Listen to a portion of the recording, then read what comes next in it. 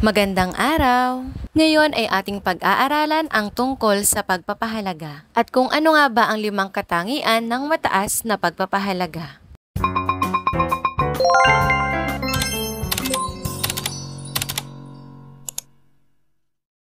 Ano nga ba ang ibig sabihin ng pagpapahalaga?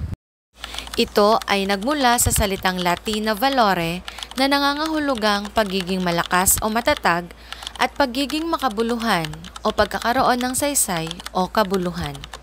Mula sa ugat ng salitang ito, mahihinuhan natin na ang isang tao ay kailangang maging malakas o matatag sa pagbibigay halaga sa anumang bagay na tunay na may saysay o kabuluhan.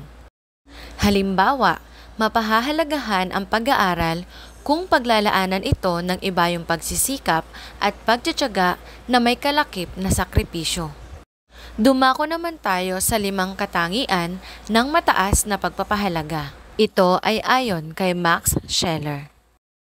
Una, mas tumatagal ang mas mataas na pagpapahalaga kung ihahambing sa mababang mga pagpapahalaga. Halimbawa, ang paggastos ng pera upang ibili ng aklat ay mas mataas kaysa sa ipambili ito ng pagkain. Bakit nga ba na mas okay pa itong ibili ng aklat kaysa sa pagkain? Mas tumatagal ang kaalaman na makukuha sa aklat kaysa sa kasiyahan ng pisikal na katawan dahil sa pagkain. Sinasabing ang pagpapahalaga ay nasa mataas na antas kung hindi ito kailanman mababago ng panahon, timelessness or ability to endure. Ikalawa, mas mahirap mabawasan ang kalidad ng pagpapahalaga. Kahit pa dumarami ang nagtataglay nito, mas mataas ang antas nito. Halimbawa, ang pagpapahalaga ng materyal na bagay ay lumiliit habang nahahati ito. Ngunit ang pagpapahalaga sa karunungan ay hindi nababawasan kahit pamahati ito o ipamahagi sa napakaraming tao.